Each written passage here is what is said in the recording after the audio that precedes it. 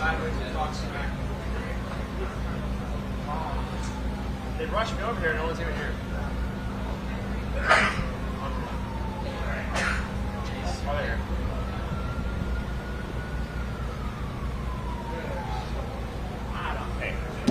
Yep.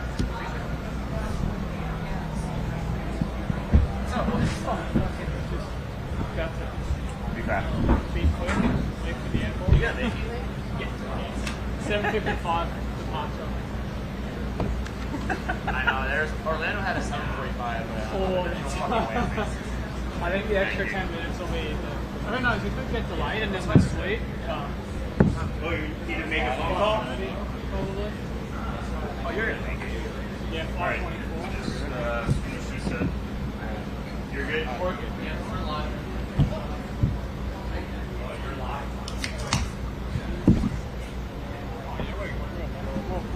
We'll just Yeah, we can make this shorter because they got to leave.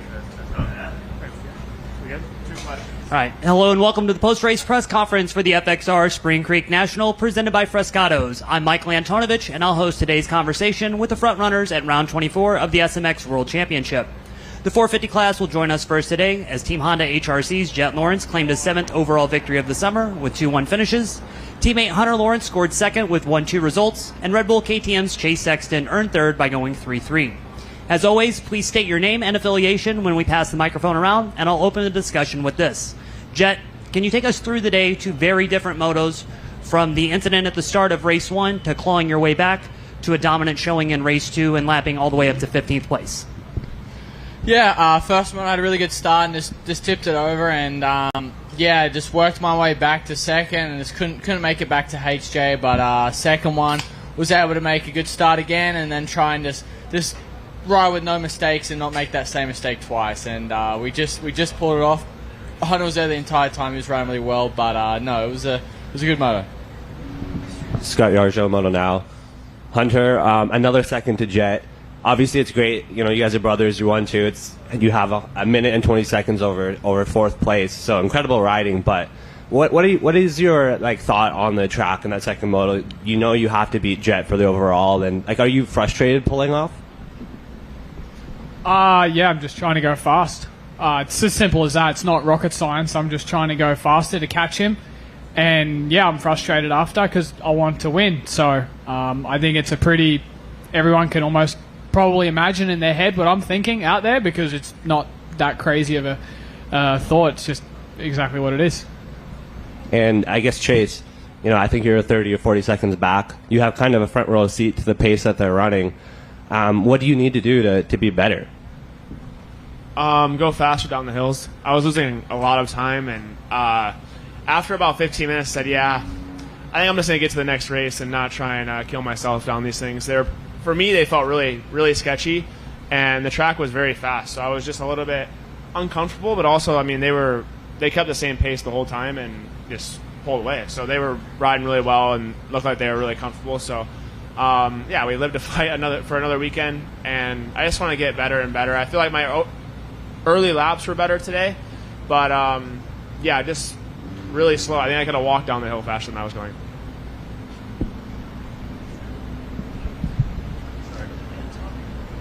Kellen Brower with Swap Moto Live, really for Jet and Hunter. Jet, I think in the morning you said that the track wasn't as deep, like it was a little bit more hard-packed today. And for both of you guys, you both were sending it down the hill all day long. Hunter more so, I feel like, even into the bottom of the hill. Just talk about that dynamic, because as Chase just mentioned, it's gnarly and it got really choppy. So how do you kind of balance where to push and, maybe not go too far over the edge with that? Yeah, I think you just got to trust your bike is the main thing down the hill. That hill, you really got to have a lot of trust in your bike and your ability in case something does go wrong. And yeah, even though I was sending a little bit, I was still losing some time to Hunter. He was jumping that last little bit that was getting us that little bit extra time on me. I kind of just pushed as fast as I can go to where I feel like if I went any more, I'd probably just crash. So right at that fine line, and then just big balls down the hill. Justin Schuler, Transworld Motocross. Chase, just coming back obviously from injury, these last 2 rounds, a 5th at Red Bud, a 3rd here. Is this right around the range of your expectations, or is it exceeding your expectations, below your expectations? And then what do you take from these 2 top 5 overalls into Washougal and the rest of the outdoor season? Yeah, I didn't really have too high of expectations coming in. For whatever reason, I felt like I was a rookie again at Red Bud. I don't know why. I felt super out of place, and I was able to ride pretty well second moto, but I still had a ways to go. And even today, I got a little bit better speed-wise at the beginning, but just like I said, we got a lot of work to do with the bike with myself, and it's just an ongoing battle. But I think next week in Washougal I really like, and from here on out the tracks I really enjoy. So we'll see. Just try and get better and try and battle with these 2. They've been crushing it. Any of the 3 of you can answer this, but we're going into our 3rd year of the SMX Championship, and we've seen how this has gone on. All 3 of you have missed time this year, and quite a few of your competitors dropped out this week as well. After taking the time off, kind of going through it, Jet, you as a 2-time champion, what's the dynamic like to race all season, try to keep yourself healthy, or do what you did, Chase, take the time off when you know you need the break and then come in for that last push? I don't know, honestly. Just stay focused on each round and try and not create risk where you don't need to. Yeah, I hadn't missed a race in a while, so it was nice to have time off. But I wanted to come back, obviously, to get in a good enough point seed for the first race. I've came in leading last few years, and it hasn't worked out very well. I don't even think I finished the second moto at the last round. So just try and come in and get a good seed coming in, and then also just try and get some momentum back on my side and start to fire those last 3 outdoors. You guys were talking about the going down that mountain quite a bit. I'm curious, is that super steep and you have a ton of speed? How does that rank compared to other obstacles and across the entire circuit? Obviously, you have the leap at Red Bud and other things. Is that one of the most scariest or thought-provoking obstacles in any track?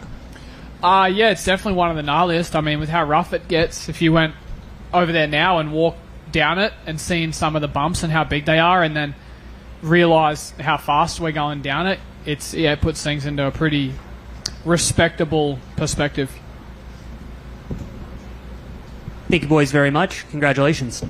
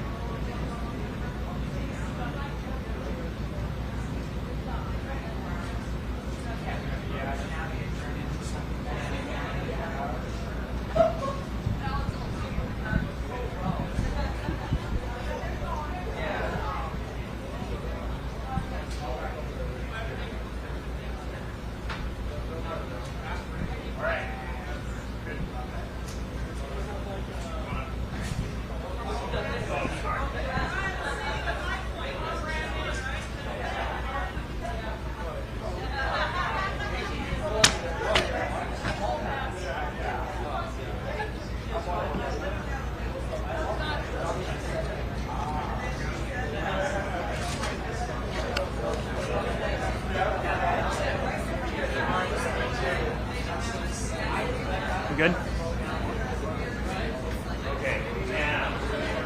All right, coming to the stage now will be the 250 class, which saw Hayden Deegan claim the victory with 1-2 finishes. Jeremy Martin end his career with a memorable Moto win and 3-1 results. And Joe Shimoda take third after going 2-4.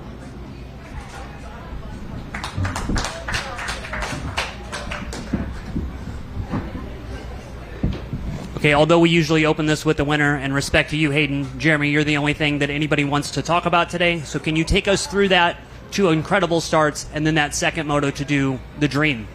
Yeah, it was a fairy tale kind of ending to my career. I was obviously, we all know I was doing the VIP gig. I lined up at Paula and Hangtown, and then I was practicing starts. I was a yard sale. I literally tried these really tall starting blocks. I hit the middle of where they dropped the gate. I was just all over the place. I was just not dialed in, and took a break, got everything better, and what a dream day, really. I mean, it's just insane, and it's an honor to be able to battle with these guys. I mean, to see the pace of the next generation. I mean, I was good back in my day, but these guys are really good now.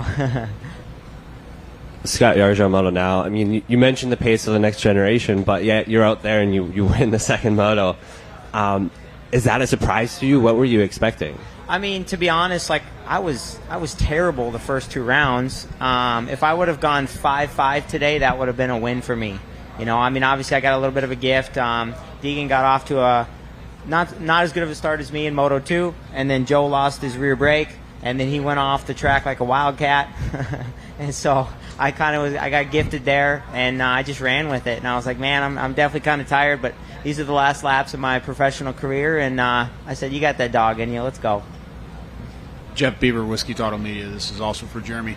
A lot of people on the side of the track, after you finished on the podium in that first moto and then started going out and just getting it in the second moto, the kind of consensus was that, man, this was hard. Is that the most heart you've ever put into a moto in your life? Yeah, I definitely put a lot of heart into it to keep the number one at bay. It's not easy, right, to keep these guys. Like I said, that next generation speed is insane. I've had another proper dig like that at Millville here, and I think of 2020 COVID year with Dylan. We went down to the last lap. Was it Moto 2 or whatever? We had a gnarly brawl, but yeah, I was just grateful. I was trying to hide the tears, man. I went up for the Grand Marshal deal, and I broke down on the podium, and I saw my brother and my family at different times throughout the day, and I was like, man, you gotta get your shit together. Like, these are the last 2 motos of your career. So I was able to do that, and as Deegan says, lock in. I locked in, and yeah, got her done. Justin Schuler, Transworld Motocross. Hayden and Joe, this question's for you, but it's also kind of related to J Mart. But you just hear J Mart right there say that you guys had incredible speed. You guys have a bunch of talent, have a lot of raw speed with this next generation of riders coming up. What's that like to hear that from someone like J Mart, a champion in this sport, guy who's done so much for this sport, both on and off the track? What's that like for you guys to hear that from someone that's sitting right there next to you? Yeah, definitely. He's raced a lot of badass dudes on a dirt bike, so for him to say that, it's awesome. And age is just a number clearly for him. To go out there in the second moto and dig like that, I'm going to be honest, I sprinted towards him, but with like 5 laps to go, I'm like, it's all yours. I ain't got really nothing left in the tank. So yeah, props to him, but man, he was moving. Yeah, same as him. It's crazy to hear, right? And then, yeah, all these experiences, the races he had, what he's saying is really real. Like, it means a lot. It means a lot. So, crazy. So. Andrea Ruggiero, Moto Now. Jeremy, after a standout performance like that, is there a part of you that wants to continue your career? I knew that question might come. But yeah, I'm content, right? Like, I've accepted it. I don't know if you're ever like the motivation and when you get on top of the box, that drug, right? Like winning, that high. That's what we all chase every Saturday, right? Like, it's a drug and it consumes you. And when you get it year after year after year and you can be in that position, how do you, those endorphins alone, like, how do you just say, hey, I'm done? I definitely miss it. But I'm ready for chapter 2 in life. It does come at some point, and I'm passing the baton on to these guys, and I'm just going to sit back, be your VIP host, cheer him on, and salute him. Have a beer. Go try other things in life. Okay, for Hayden and Joe, after the week that you both had coming off of last week, Joe, you winning, Hayden, you recovering after those slams, to have Moto 1 happen like you guys did and then the back and forth, can you take us through that? I tried to sprint in the beginning because I knew if I can get into the lead, maybe I can manage it. And I seen Joe in second. I knew he's gonna charge hard, and I've kind of just been laid up on the couch for literally the whole week. I touched the bike once on Thursday to do some starts, and I was like, it's too much in pain and it's not even worth it. So I was like, I'm gonna give it all I got, but Joe's moving, so we'll see. And we ended up coming to a pretty gnarly battle at the end. It was pretty fun. I was definitely quite out of breath, but it was fun. Yeah, same week for me. I actually backed down on the riding a little bit. We're getting, Florida's getting hot and not necessarily need to do motos or stuff like that. But yeah, like you said, we had a great battle. I mean, I had a little opening when he went outside. The lapper went inside, so any kind of opening, I think we all have to go in there. But yeah, after I got past, I think he was just a little better, pick up some lines, and the pace increased. So first moto had nothing really in me either on speed. So Hey, Joe, to stick with you, you had your brakes go out in Moto 2, and we know that some of you guys do momentum motos where you don't do a clutch or you don't do a rear brake. Is that something that you do? And then how did your instincts kick in not to panic on this track, especially with a 500-foot descent? For Moto 2, right? Yeah. I don't know. It was pretty sketchy, to be honest. Especially downhill, when you only have a front brake, all the bike angle changes, and it's like if I overshoot a little bit on the roller, landed on the bumps, you can get pretty sketchy really quick. So but once later in the moto, once the berm got built up, once the rut got built up, then I could really trust my front end, and I could have some kind of pace to manage it. So not a good track to have rear brake. Jeremy, you put down a 2-minute flat lap time, I think, with 4 or 5 laps left, and you started slowly. Sorry, that was a really fast lap time. You started slowly kind of building your lead after that. At what point did you realize, hey, this is maybe my moto to win? And what were those last few laps like? Yeah, so my mechanic Millsy put on the board 5 to go, and I was kind of looking back, and I saw the red number 1 with the red background, and I was like, dude, I'm in the danger zone. And I was just like, I don't know, man. I got 5 laps. I've led quite a bit because Joe went off the track, and I'm just like, dude, this is the last 5 laps of your life. And I was like, I raced Leadville 100-mile mountain bike race last year, and I was like, I'm sorry, Deegs, I'm going for this thing. I'll die for this thing. I'll bleed for it. So I just tried to clean up some areas and put in a good little surge there to try to get him. And I also at the same time too, he's in championship mode, right? I have nothing to lose. So 2 different perspectives, right? He's long term. I'm just living for the day. Hey, to touch on your mechanic, one of the coolest things that any of us really have ever seen from the mechanics, did you catch all 3 pit boards on that last lap? The job well done.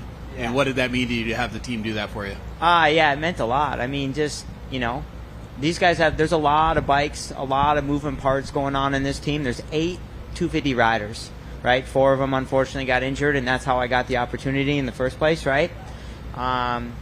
And they really do work together. And I was, I've had a couple different mechanics. People were filling in here. Others were helping me here. So, I got to know everybody on a personal level, and I'm forever grateful for it, man. This is it was really special. Really special to have everybody in the paddock, in a sense, just happy for you. All right, thank you very much, guys. Congratulations, and congratulations to you, Jeremy, on a great career, those 2 championships, and what you get to do next.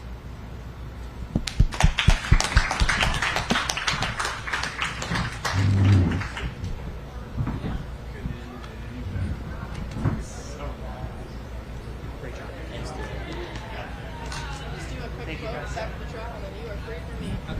Thanks, Joe.